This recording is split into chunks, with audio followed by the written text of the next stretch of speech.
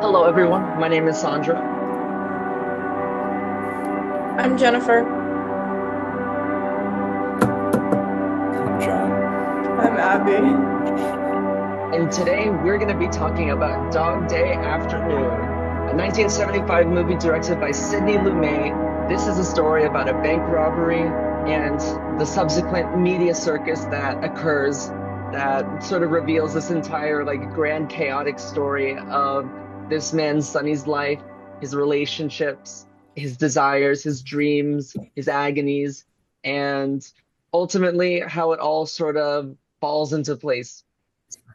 And it's based on a true story. And it is based on a true story, which is pretty insane. hmm Can we circle back to that intro really, really quick? Because I really enjoyed the spacing of every name. Because we gave each other the opportunity to speak, and then no one did it. I thought that was really entertaining because we do that every week. Yeah. Hey, And naturalist.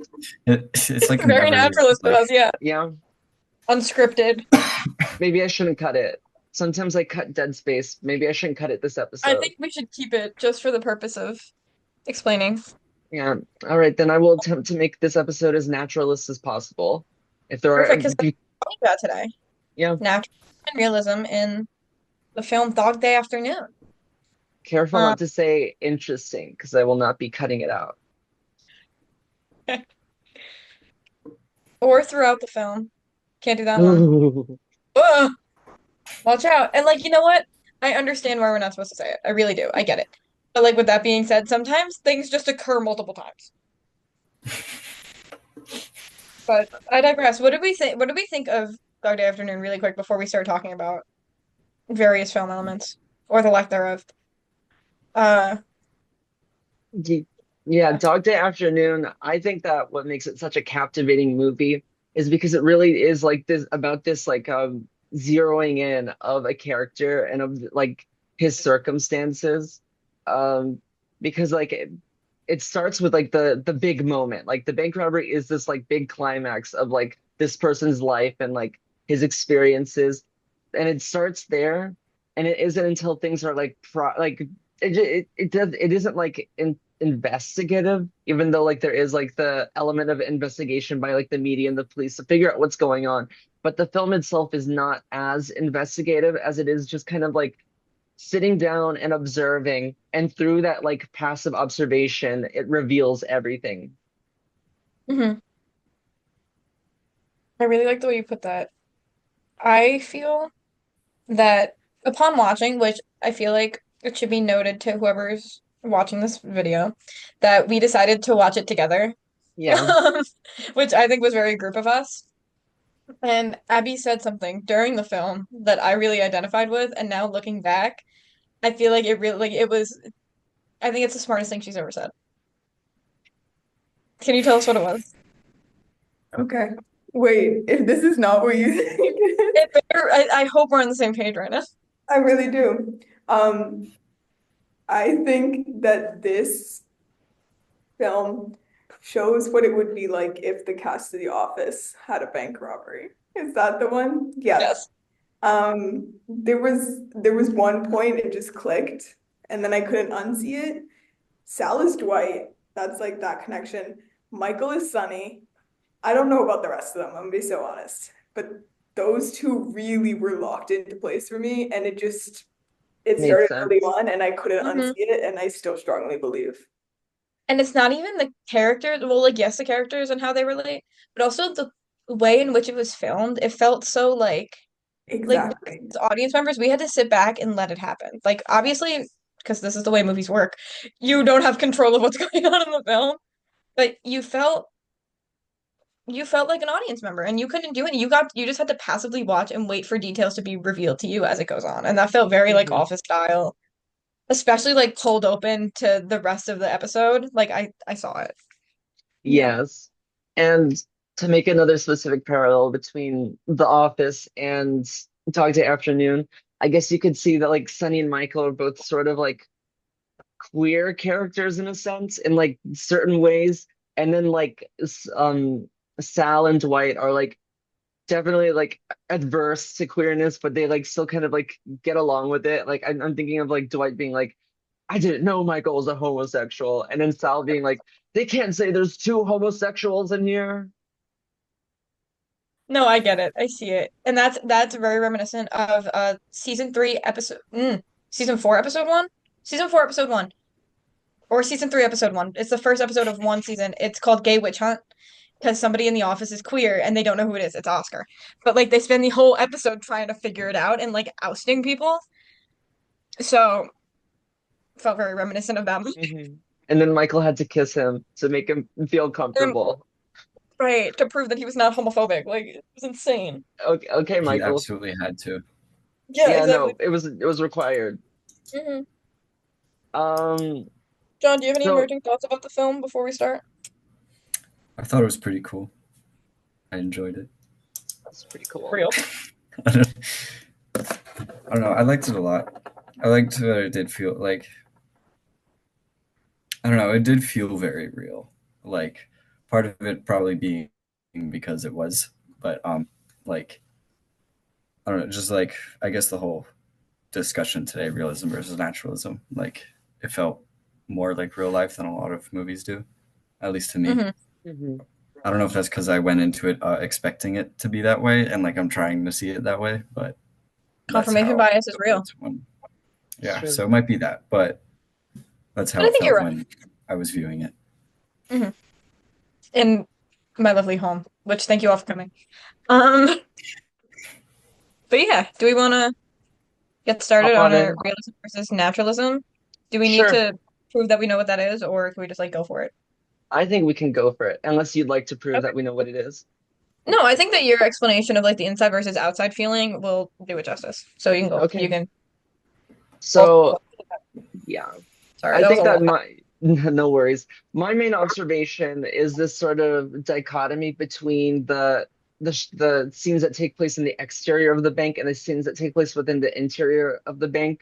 Because the inside, like everything that happens inside, I think is like not fully realist, not 100% realist, but like I feel like it's like generally using like realist like Hollywood techniques to like create tension and to create immersion and instill seamlessness within the viewer and to kind of lose yourself within the movie and everything going on. Even though there are certainly lots of exceptions to that, and there are lots of details that occur within the inside of the bank that you could argue are naturalists or formalists.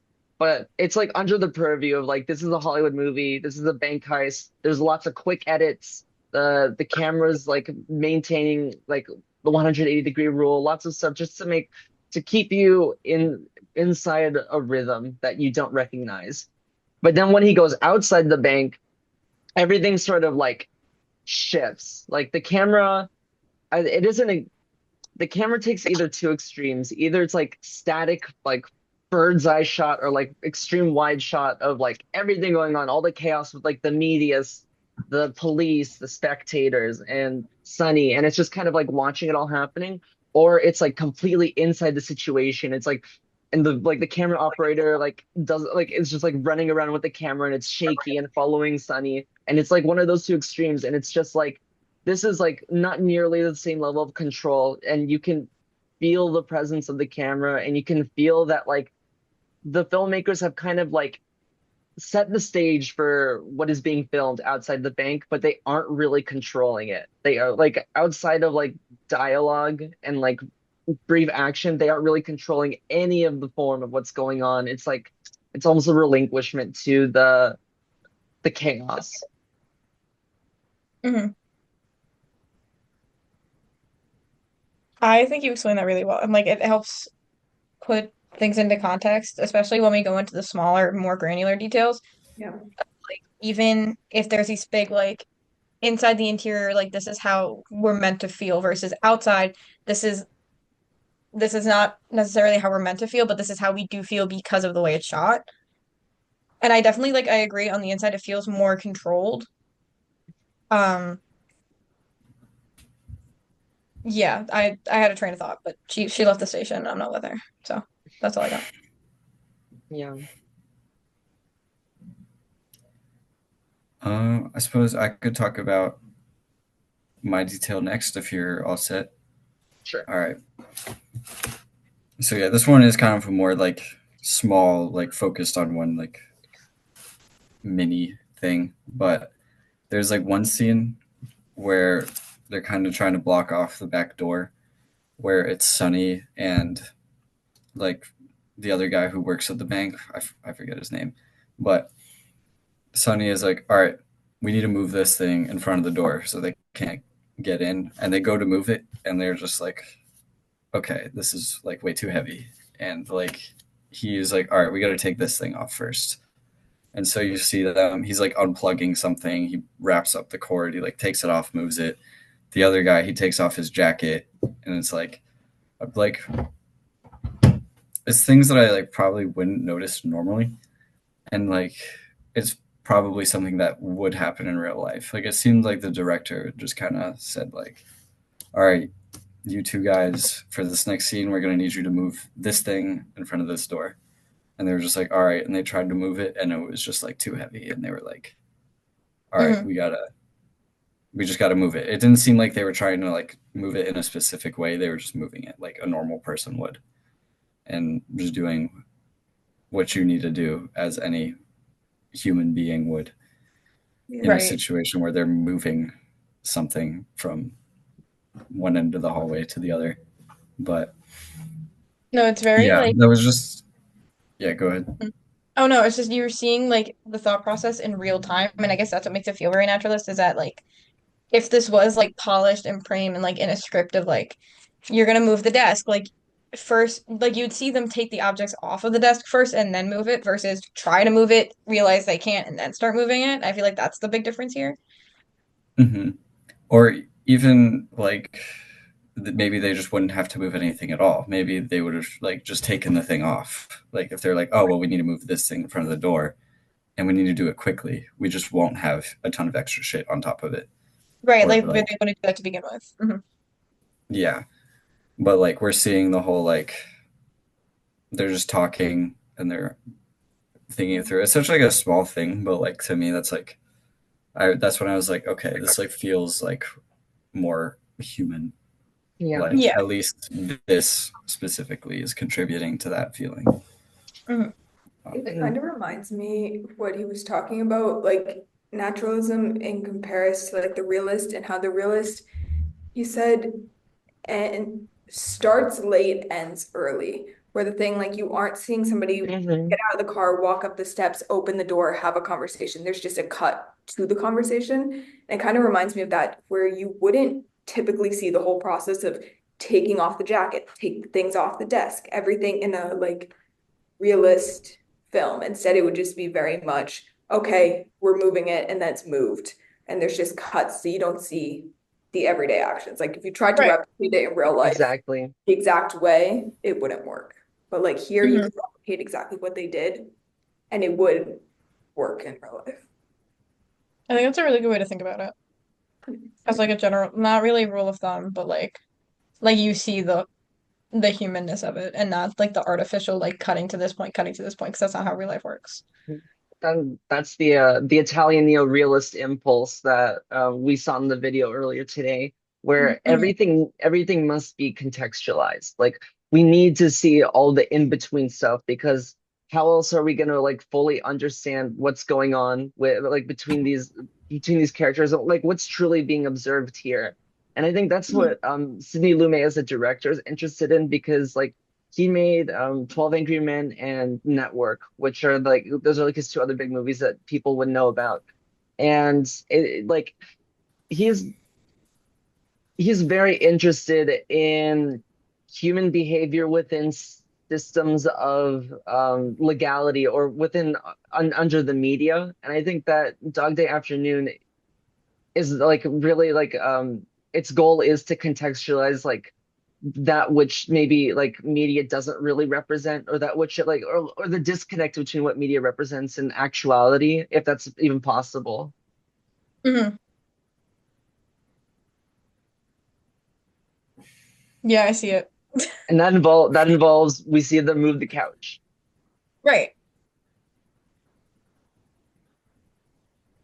I have another detail, or not, I mean, it's my first, but another in the video. grand scheme of things. For little naturalist detail, it's when what's the name of the negotiator again? We talked about this, but I forgot. Already? Moretti? Yeah. Already, it was in my head. I went to a kid. No, I went in high school. I went to school with a kid whose last name was Moretti. Thank you. Mm. Anyway, it's when. Sorry, it took me a second to get there. Let me pull up my little detail. Um, oh my goodness. Here we go. So it's when they let out the first hostage, and it's right after like Sunny and Moretti were talking on the phone, and they decide to let out the asthmatic security guard, even though Sunny told Moretti that it was all women in there. So when they let out a hostage and it's a man, and everyone's like, whoa, whoa, whoa, whoa, whoa, what? This is not what you said. This is not what we planned. And so like they're yelling at each other, and Moretti yells to Sunny, "You said you were gonna let out a woman, and you let out a guy."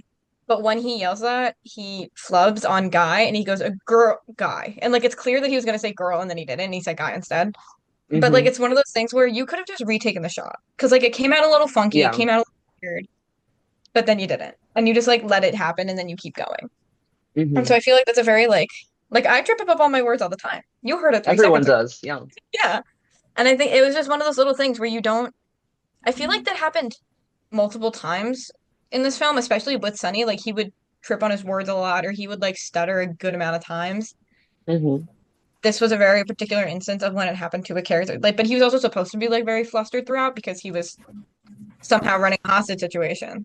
So Yeah. it makes sense. But you're getting this from a character who's supposed to be much like his job is to be calm and is to like be super. And if you're gonna write a character like that in a realist film, I feel like he'd be much more like there's no tripping on words. He's very like cool, collected. Even if he's yelling, he knows what he's saying.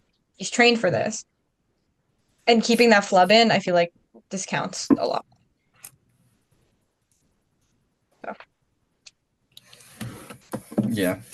No, I had the exact same thing, like the exact same moment written uh, down. If you were talking afterwards, that was going to be mhm. like, yeah, I don't know. That made me think a lot about like the example he said in class, like a fly comes in on set. Like Mhm. you're not going to take that out because in real life, why wouldn't there be a fly on Why set? Right, wouldn't like there? Like, and it's like, and it doesn't like matter. It doesn't change anything. Like mhm. him messing up the word, it's just like, I mean, it was like noticeable because like it just is. But I was like, oh, he messed up that word, and I was like, well, I still got what he was saying. Like it doesn't really Right. matter that he messed up the word. Like Mhm. it's like this is just gonna happen sometimes. Like it doesn't take you out really. Mhm. Like And it I just think that's makes it feel real. It's right. just not perfect, I think that but also speaks to the priorities of like the filmmaker.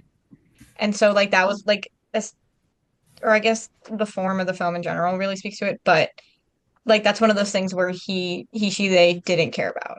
Like doesn't really care about making it seem really prim and proper and everybody has their lines exactly right. And as Abby's gonna talk about in a minute, the set looks like this.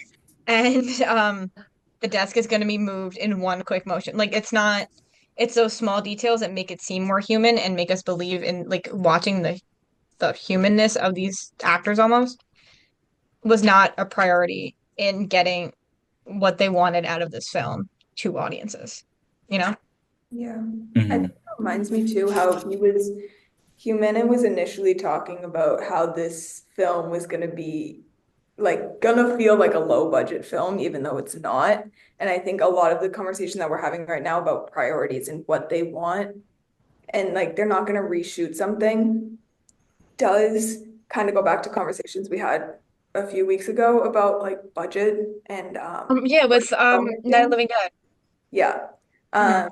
But I think in this case scenario, it's not, I don't really know, but I don't think it's necessarily about the budget as much as it does give that real like life kind of scenario and vibe and everything.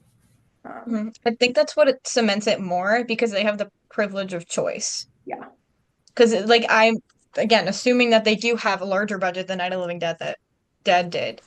So they can choose like if they needed to, they could just do it again. Yeah. They have the privilege of choosing not to, and because they choose not to, it gives even more like focus on what their true priorities are. Versus Night of the Living Dead, yes, they have priorities in what they can do and what they can't do, but that was heavily influenced by the limited budget that Yeah. Hmm. they had. I can talk Yeah. about my detail on the thing. Yeah. Enlighten us. Okay. This one I noticed. I'm trying to find exactly when it was. Okay, so when Sonny is first talking to the FBI guy and he goes outside, there's the two sets of doors, and the ones on like the exterior are the ones that they lock and unlock, right? And when he's outside, I think I'm not sure exactly what view we see it through, but we see the glass panes of the exterior door, and they are covered in handprints to the point where like you really can't see, you can see through them, obviously. But like the handprints and smudges are covering the windows, and it just really clicked in my brain because I was like, oh, in any other set, they would have cleaned those. And I feel like any realist set, they would have been like, oh, like it looks dirty, but not, it didn't look dirty in like an intentional way in my mind. Like it just literally looked like everybody had just been touching it. And It's just a little gross. Yeah. exactly. And instead of like trying to make it this ideal kind of set and ideal world, like that is what a bank looks like when you're everybody's walking in and out and they're closing. It's the end of the day. Like it's a very much imperfect set that I caused. Yeah. And if you would argue that it was smudged in an intentional way, would you say that would that change your perspective of whether it's naturalist or not? Would it then be formalist or realist? I don't think it would be realist in my perspective of it because I just don't think it has that precision. Hmm. Um, but formalist, I'm not sure. I have to. Uh, I'm trying to look right now. I don't think it would be formalist either. I think it would be naturalist in my Yeah. perspective. Hmm.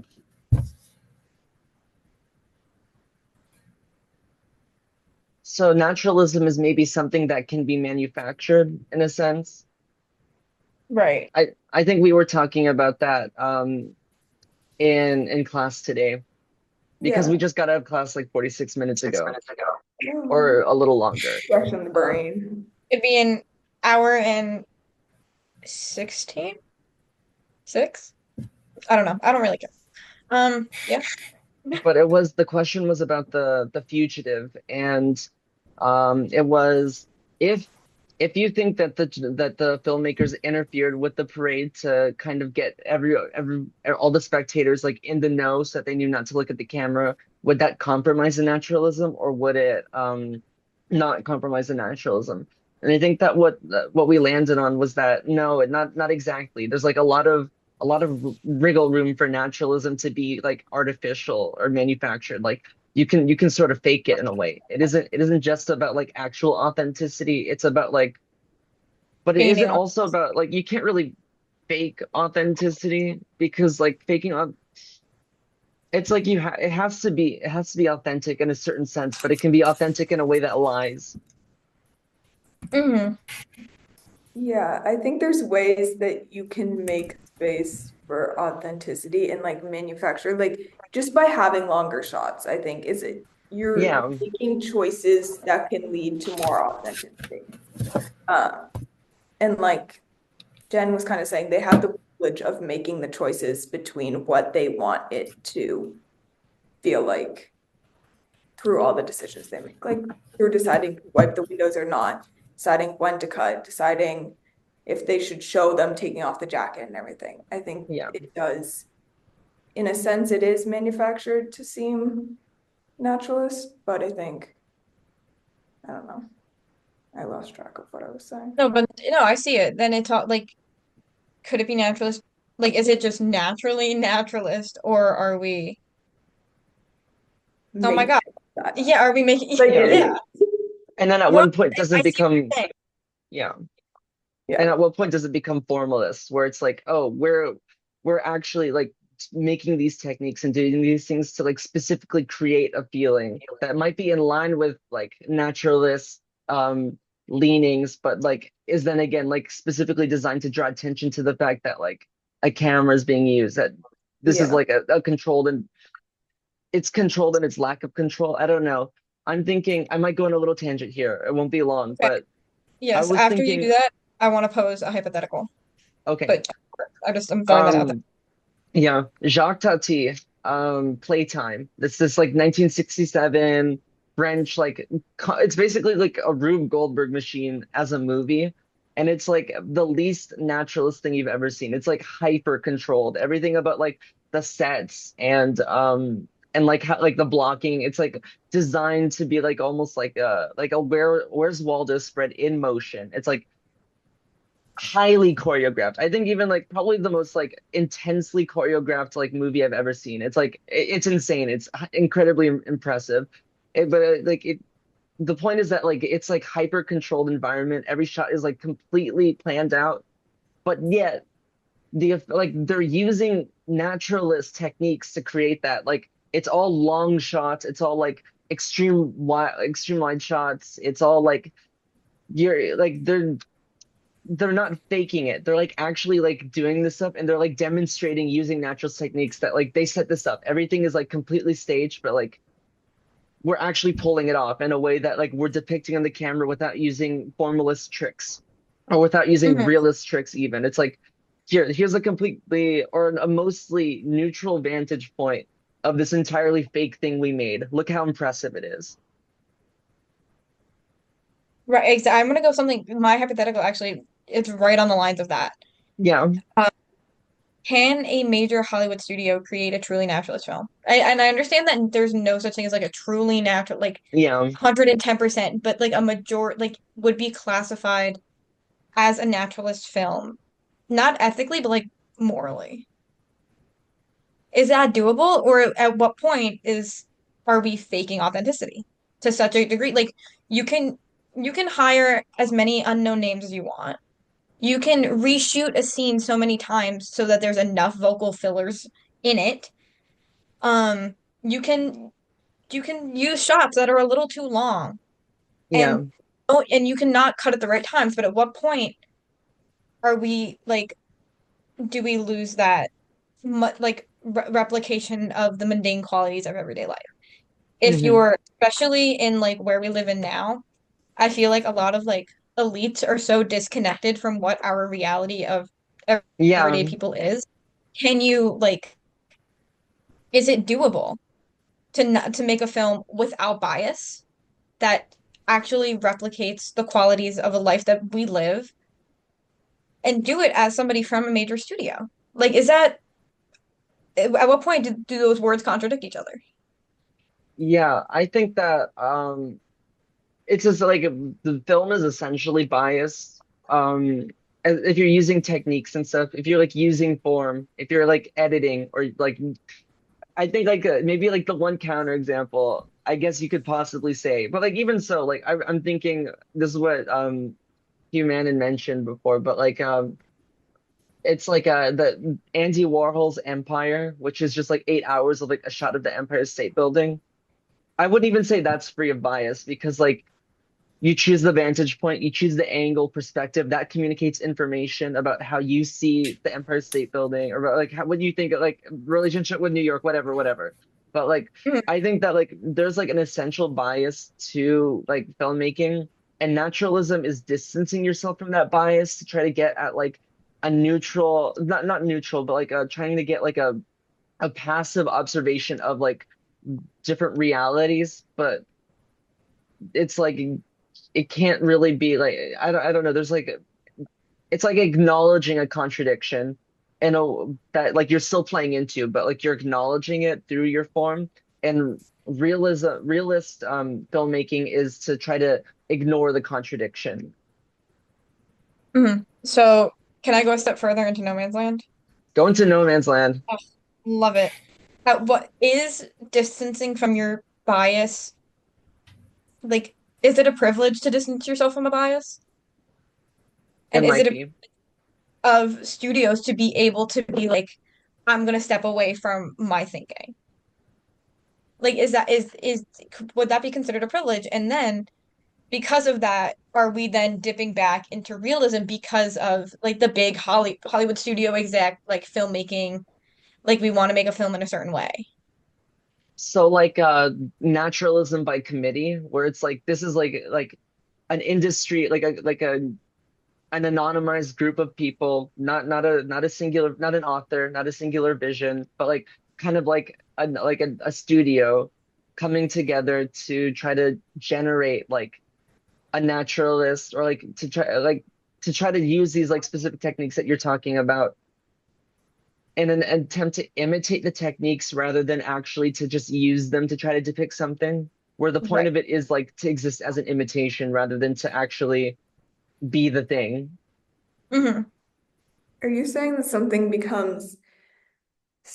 is nat somebody's trying to replicate naturalism so much that the naturalism turns into realism? Like they've not, do you know what I It's like Yeah, the mean? no. same. They've Oh, gone too far one way that they've so, wrapped around. it's Yeah. totalitarianism. Oh my God, I love my totalitarianism example. Yeah. So, real quick, sidetrack. Aren't you a poli sci major? You know what this means. Um, it's when so like when two things exist on the. Hold on, I'm gonna draw this out, and then we can be done with this conversation. Circle. So, for the sake of explaining, I'm gonna use the political spectrum, but I don't mean that in a way that's like inherently like I'm not trying to say anything about it. But you just want to substitute for, yeah, yeah, I get that. Yeah, because that's how it's normally described, but then I describe it for like non-political purposes because crazy. So it's when somebody is either so far left or so far right on a spectrum that they become the same thing. So like if you were to exist in the middle, that's you're a centrist. If you were to go a little bit left, you're a Democrat. You're a little bit right, you're a Republican.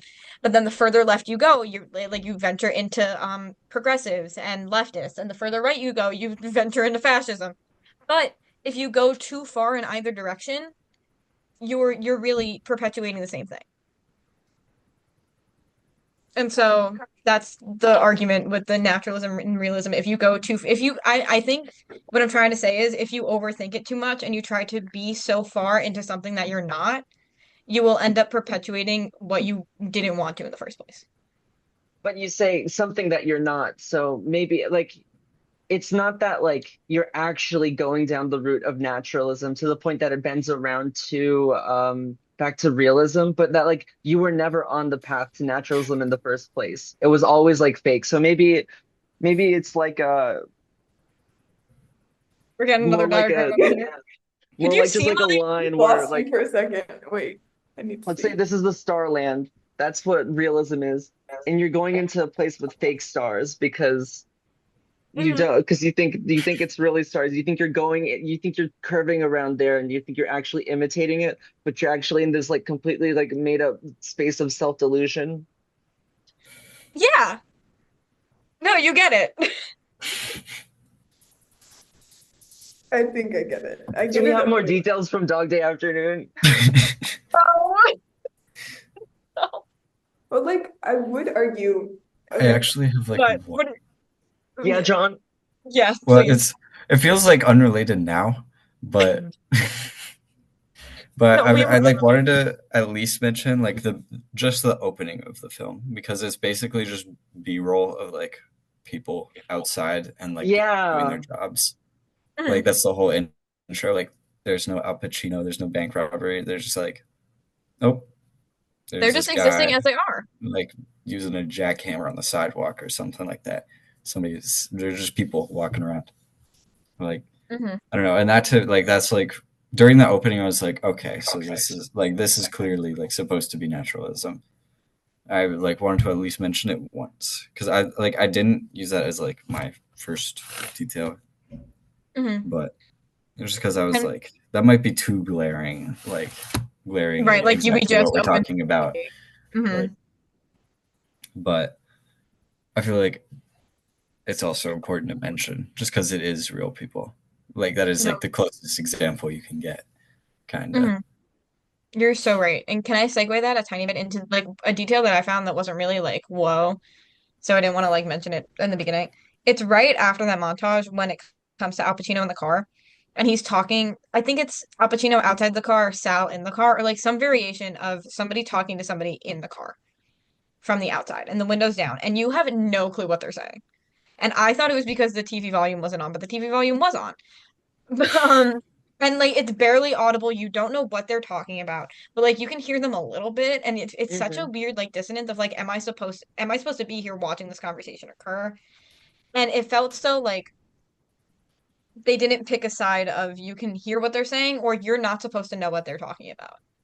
And so that was, I don't know what about it exactly. Like it felt very human to like be talking to somebody and not really hear what they're saying or be an onlooker to a conversation where you kind of know what's going on, but you don't really know what's going on. And it just led me in a naturalist direction. And that was just that Mhm. happened right after that little montage in the beginning. So I thought I'd bring it up. Yeah. Yeah, no, it makes sense. Hmm. Question for the crowd. What happened to the initial kid? I just remembered there was a third guy There that was was a He third just guy, left. and he just left. he left and it was never addressed who he is, anything. He was not No, in the rest of the like what happened to him? I I guess Wasn't that's my feeling the question. vibe. Who is he? What happened to him? Um, yeah. that's the Where'd he come from? Where'd again, he go? where did it come from, Cotton Eye Joe? There we go. I guess the Italian neo-realist impulse to focus on like completely like unimportant characters at random moments. It's this kind of like the calculated randomness where, yeah, sometimes there will be like these like completely like unlike unincorporated elements that you know will not be are not important to like the basic vision or the overall trajectory of the story, but yet like you must include them because like it's just part of that like calculated randomness for like yeah maybe like this is something that was a part of it or something that and again maybe I know that we're talking about mainly the form here and that the content is sort of irrelevant when judging whether something is naturalist or realist, but I do think that it is important to acknowledge that this is based on a true story and that some of the like decisions that were like decisions within the movie are like based on like hey this actually happened and like yeah there was like a third guy who just kind of left or maybe there wasn't, I don't know, I didn't research this, but I feel like the Hollywood instinct would be to be like hey I know there's a third guy in the robbery but he didn't do anything so let's just cut him. But then like Sydney Lumet, like in his desire to like have like a holistic depiction of like the experience and what's going on and like contextualizing everything, would want to include the third guy. Hmm. Yeah.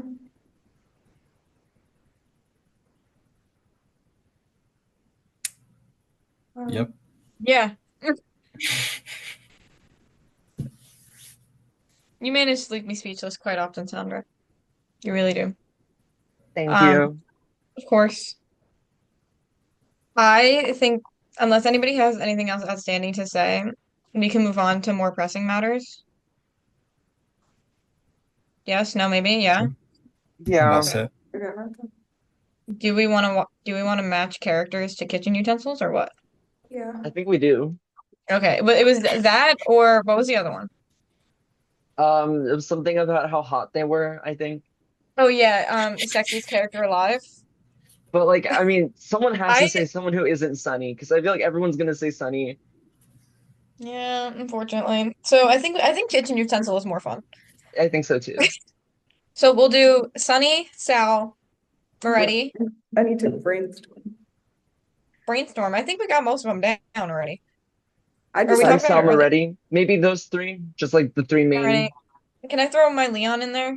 We can throw. I love Leon. Yeah, wait, hold on. For 4 seconds, can we just talk about the queer, it's not a subplot, but No, it's it's I like don't the know what big it plot. is. Yeah, I think Yeah, it's the like big thing. everything was fine and it was like, "Oh, by the way, he's a homosexual." What?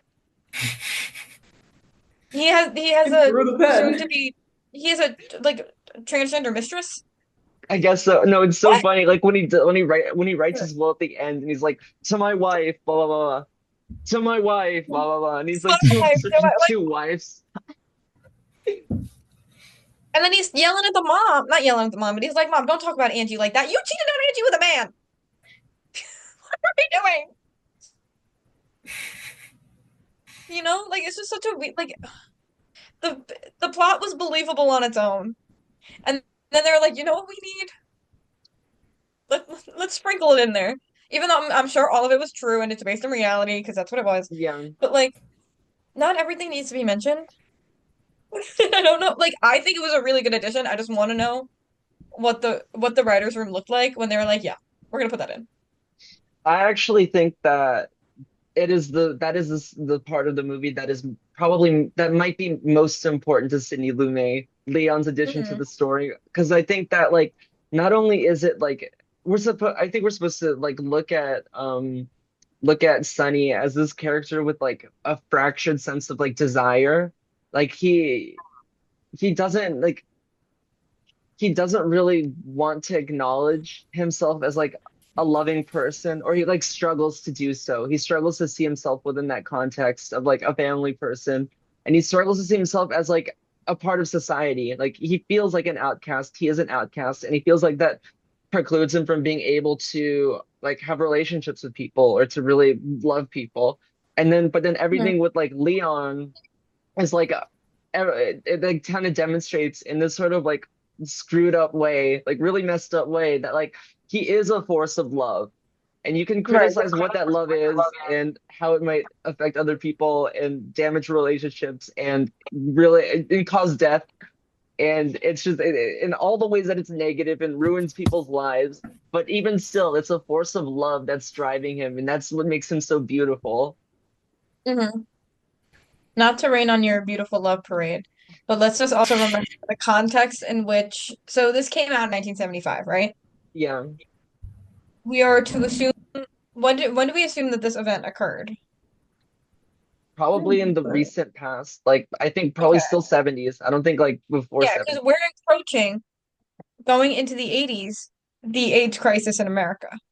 Yeah, So I feel like that, like, while not a plot point in this film, like it's it's an incoming threat, and I feel like at the time of the release, at least, it was already an ongoing thing that was occurring. yeah, Maybe Robert not to the same Hoffman. degree as when the crisis was like called for, but like that's already and still like introducing that plot, knowing how this is gonna like pan out. And it's very like hindsight is 2020, you know? And like I could see it and I see like the impact it could have on a variety of communities. I just it's a fun little. It's not fun, but it's insightful to look on. yeah. I really wanted to say interesting like three times in there and then I didn't. And I need you to know that. I think you're right though.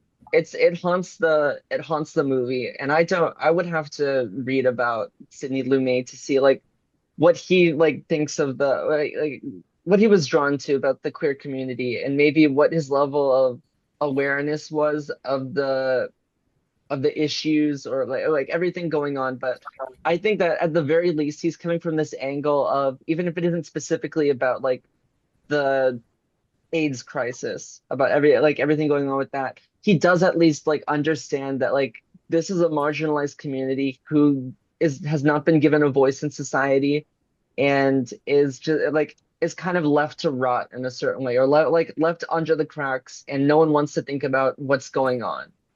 Right. And I think that like at the very least, that's a huge part of what the movie's about.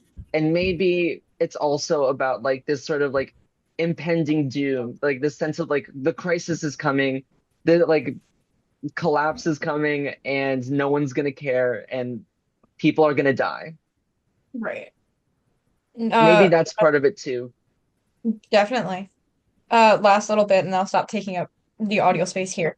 And that I think that point is super well reflected in when Sal says to Sonny, you have to tell them there's one homosexual in here, not two. Yeah. And like it's that small line of it holds a lot of weight, even though it might not have been known that at the time, you know? Hmm. All right. Let's name some characters. Um, I'm just gonna say Leon probably I gave him a what a spork before, and I think sport. that might be insensitive now that I think about it. Um, we could do something else. He could be whatever he wants. They could be whoever they want. Maybe blender. I don't know. I say blender easy. No, Blender's someone's you a said this blender. before, but I think Sal's a blender. Sal's more of a blender, sure. Yeah. I think of Um, Sal as like a dinner knife. I don't know. That's good ooh, but like one too. of those All the nice kitchen butcher knives. utensils. Hmm. No, like someone you Oh, get at like your table. Oh, Like just butter like knife? not like yeah, like not like nothing exciting. I don't know why. That's just like the you know vibes No, I what? that's perfect for Sal because butter knife is like a knife is like a violent thing, but like a butter knife is Sal like doesn't kind of kill like a anybody. he doesnget kill anyone at all. And like a butter knife is like a dulled blade or a blade that's like not intended to cut things. Hmm. get. Like it has the appearance of it with him and his little gun, Yeah, a but like quite it's not large actually gun. there to harm anyone. Right, but like it wasn't Wouldn't gonna. harm a fly. Hmm. Beautiful Exactly what I observation. was thinking. All I don't right, know. so Sal the butter knife. So maybe Hmm? Sheldon's a I was blender kind of feeling. Why is that? because Sheldon represents like a huge force of power, and blenders are like really, really fucking powerful. Like they're loud as hell, they're scary, and they like just they wreck shit up. And there's also sort of classiness about a blender, and like oh, you get your smoothies or your salsas or whatever. I don't know what people do with the blender stuff, but like the blenders, it's like it's classy, but like it's incredibly violent, incredibly powerful, and I'm sure if you put I don't know, like you gotta fear the blender a little bit, I think. Hmm. I like that Mhm. a lot. On a similar path, actually, I don't know if this is similar at all. I think Moretti is that old Keurig that you have in your house that's still plugged in, but you don't really use it. Yeah. Because, um, or at least in the beginning, he's so like this is the mediator, this is the guy, this is your new fun Keurig that you're gonna use. And then over time, as the film goes on, we see his like lack of power, not really power, but ability to change the situation. Because he keeps Hmm. trying to give Sonny what he wants, but we're in that damn bank for the entirety of the film because Moretti doesn't get him out. Yeah. And so that's that Keurig sitting on the counter rotting. You don't use it anymore because it's not as fun as you thought it was. Thank you. It's a good way of putting it. Thanks. I don't know. Here, I would say for spork, I'm kind of thinking Sunny is a spork, but like a Interesting. spork that like a reusable one, not like a plastic one you get in a bag, but like one that you take Like a metal like a spork. metal one. Yeah, because Okay. like it's just good for all situations. Like shit keeps getting Versatile. thrown at him. Like pretty much everything goes wrong for him, Yeah. but like he still is like he still manages to like keep it like him on top and like going the way he wants it until like the very end. But like Hmm. he handles the situation even though like bad thing after bad thing keeps on happening and like shit just goes wrong all of the time. But like no matter what's going on, he kind of Hmm. figures it out. So like he's yeah, just universal eating I really utensil, I guess is I really the like way. that. And like sporks have an interesting like rap too, you know? Because like some people like them, some people think they're stupid. And I feel like his actions throughout the film could be interpreted as his actions in the film could be interpreted by those also in the film as such. Hmm. If you see what I'm saying. If not, I can explain it, but I don't know if that's necessary. I No, dig. I think I get it. Okay, perfect. Are we missing anybody? Anybody we want to add? I want to argue the Sal thing because I Okay. don't think Sal's a butter knife. What Because do you think, Sal? I think he's too important and too strong-willed to be a butter knife. Because like even Are though he you does saying say that butter knives aren't important? Can we back it up? I'm not. Whoa, whoa, whoa, I'm whoa. not. Yeah. Like, what do you That's have at this Hold plate every horses. dinner? You have a spoon, a fork, and butter knife. Mm-hmm. I'm saying. I think he's like one of those little measuring cups that you never, it's always in the drawer and you forget about it until literally you need to measure something and you cannot find it for your life. He's super important, but he's like just silently there Unreliable? a long time. No. Well, that's like you said that Okay. like you can't find it's all over the place, but you can't find it when you really need it. I don't know if that's But Sal. who is that on? Is that on the utensil or is that on the human looking for the utensil? Because the utensil can't Mm. move. Because how many Utensil can't times move at does all. Sunny overlook Sal? Sunny does overlook Sal sometimes, and Sal has to be like, I not don't Sal. think so. Am I I don't think getting? so either. Because Sunny would always go up to Sal and be like, "You okay, bud? We good? We're gonna leave soon. We're gonna leave soon, No, he loves Sal, and Sal He loves does. him. buddy." And They're he just like wanted to go Dwight and fight with me. Michael. But I think there are some times where he goes to have a plan. Sunny has a plan, and Sal, that probably isn't the plan that Sal would do. Sure. I don't think Yeah, Sal's the thinking of whole a he plan. looks so sad. Like if he was Sal like, all is right, like we're gonna get a terrified. plane, we're Wasn't gonna he go like in fly prison? somewhere, we're gonna go like, He yeah, did he mention he was. was in prison before. Yeah. Mhm. Um, but I also remember the cigarette scene where he was like he so strong-willed and so determined about this fact that like what was he was talking about? You Oh, you should shouldn't have set the fire or something Your else. body is a temple. your It's body's Yes, just your your body's shouldn't a do it to temple. me. smoke, but he was allowed to do the bank robbery. And like I feel like he is quiet, but I feel like there's some things that he's very like even the plane, he was anxious about the plane. I felt really bad. He'd And never flown before, and Maria gave him the jewelry for good luck oh my God. And then they shoot. to fucking Dude, kill yeah, him. imagine like being Maria, because like she didn't leave by the time he was shot. Like she probably saw it happen. Yeah, no, she was there. She was present. Is that really Do you how it think ends? she asked for her like jewelry back? I'm Or watching. I hope, you know what? I hope she did. Yeah. I'm just like, well, in that case, can I just Can I just like sneak in here real quick? can I just Yeah, grab thank that? you. I hope she slapped someone. Wait, I would wait. too. If I like gave a gift to like one of my characters and like a way that's like like demonstrates that like we have a like a kind of like a good Hey, relationship now. Like we're getting along. Everything's like okay and right. this can be resolved so easily. Like we're at the point of resolution. There's no need. I'm giving you an offering of peace and goodwill. And then they fucking kill him. Like I'd be Mm-hmm. mad as hell. Wait, I'm Dude, and like the whole movie, like anytime some crazy shit would happen, like when they showed like would have a shot with all of the police officers like in front of Yeah, the building, I'm like, all of this for like $1,100. Like there was yeah, not enough money to be doing all that. they got more in no. the real thing. I'm looking at like the real story, and ends up he only got 5 years in jail. He only served 5 years in That's prison. what Meridian said in the beginning. And he got to watch the film while he was in jail. And he Good for said him. it did not show the whole truth, and the little it did show was constantly twisted and distorted. But I'm trying to figure out they got 38,000 in cash and 175,000 in traveler's checks. So they Yeah. did a lot more. Okay, that's a little more understandable. You think they got to keep it?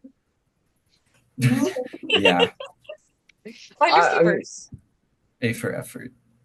I Yeah. do really like that the real Sunny is basically saying, yeah, that movie is a bunch of bullshit. And you know, he's Yeah. probably right.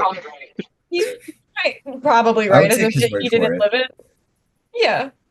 But you know, with that being said, I think this one would have been more entertaining. Like, I'm good. Well, if we're saying that maybe the movie made sacrifices from the original story to be more entertaining, then that's pretty damn realist. That's like realism to a T. That is the Hollywood impulse. If you think To that's be the more ethos entertaining, of to be more immersive. entertaining is like similar to immersive. It depends what you mean by entertaining, but if you think it means like scratching parts of the truth to or bending them in a certain way in order to like appeal to a wider audience, then that's like the Hollywood realist instinct. Just like because like it is like about like immersion is like a specific detail of like this ideological branch of like using these like movies as products to just get people to watch them more, just get people to put more money into watching them more. And part of that is like also just being entertaining. Mm-hmm. Now, I don't know if I agree with that as the ethos of the movie. That's what the real life Sunny thinks the ethos of the movie is. I think that there's lots of ways that people can lie in movies, can take true stories and like just tell them in a completely different way without it being for the purpose of like entertainment or marketing. I feel like there's like vision behind this movie, and I don't think that like what the real life Sunny says compromises that because like it's all about form. It's not about like content. It's not about like the script or like the real life context. This is its own thing that happens to be Mm. based on a true story. And you know what? Like, that's my thing with Sunny being all, well, it didn't actually happen like that. Like, they made it, I feel like people feel that way when they're made out to be the bad guy. Yeah, they There's like always some do. big, yeah, but like, I wouldn't call Sunny the bad guy. Like, he No, robbed the I bank. feel Like, like we the can be for opposite. real. but like he Like I robbed the make them But that bank. being heroic. said, he wasn't like inherently evil. No, I like He's Sunny. very And much painted especially as as, a good guy, I feel like. yeah, I and think as so time too. goes He's on, like, we get shown this context of like he's doing it because he wants to pay for Leon's like surgery or whatever. And like he has reasons for doing it, which does that make robbing a bank okay? No, it doesn't. But like context is so important. And I feel like that's what a naturalist film is.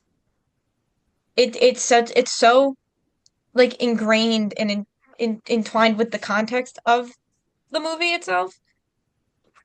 And so, with all that being said, I'm team naturalism. oh, do we like? Is that I how in think the video we say Are our we joining allegiances? Wait, teams? one thing I just read about Sunny that I feel like Oh, you have to he tell us. he applied to work as a guard at Chase Bank, and he claimed that I'm the guy from Dog Day Afternoon. If I'm guarding your bank, no one's gonna rob the dog's bank. Did not get the job.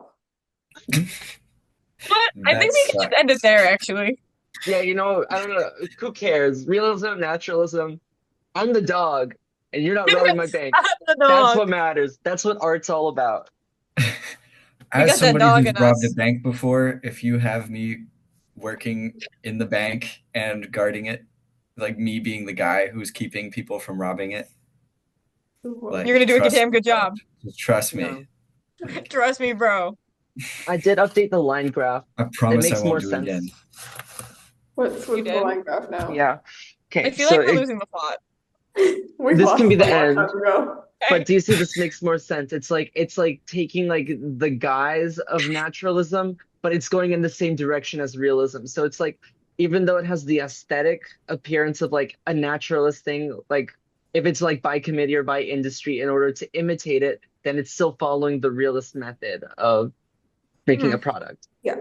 There's like what That's they're precise. saying, and there's what there's actually doing. You Yeah. see that graph and this graph? Same thing. Same thing. Yes. I'm gonna make an updated one. I'm gonna email it to you so that you can submit it with the video. And I'm gonna submit mine with the video as well. Maybe this Thanks. can be like the intro page. Visual references. Okay. Okay. Is that all? Oh, that's all. All right. I'm Sandra. I'm Jen. I'm John. I'm happy. That was good, guys. Goya. Good job. Bowie. Going. Yeah. Bye. It's a dog day afternoon. Yeah.